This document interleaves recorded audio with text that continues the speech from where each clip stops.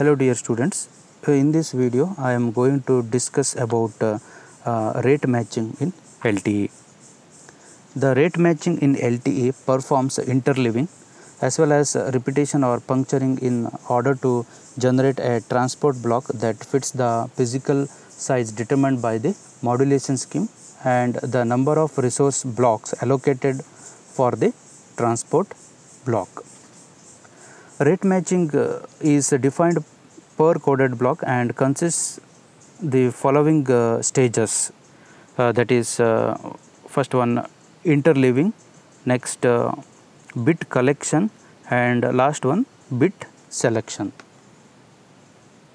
Interleaving is performed in order to spread out the occurrence of bursty errors across the code block, which improves the overall performance of the decoder. Since the interleaving is performed separately for the systematic and parity bits, a bit collection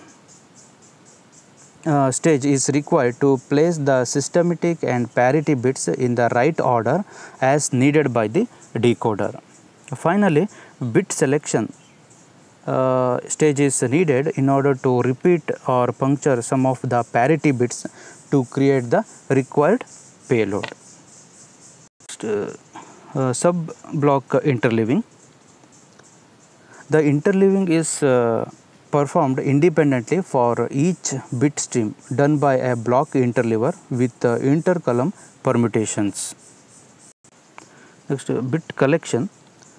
A virtual circular buffer is formed by collecting bits from the interleaved stream. The systematic bits are placed at the beginning, followed by bit by bit interlacing of the two interleaved parity streams. The interlacing guarantees that an equal number of parity 1 and parity 2 bits are transmitted. Next, bit selection. To select the output bit sequence, the sequence length L should first be determined, which depends on the number of allocated resource blocks, the modulation scheme, and the multiple input multiple output mode. The length L bits are read from the virtual circular buffer. The starting point of the bit selection depends on the redundancy version of the current transmission, which is different for different retransmission associated with the hybrid ARQ process. From one hybrid ARQ transmission to the next, even though the number of bits L is the same, the parity bits that are punctured or repeated can be different. This is indicated by the redundancy version of the hybrid ARQ transmission.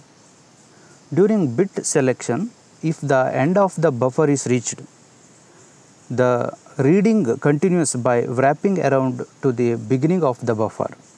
In this way, puncturing or repetition is achieved using a unifled method.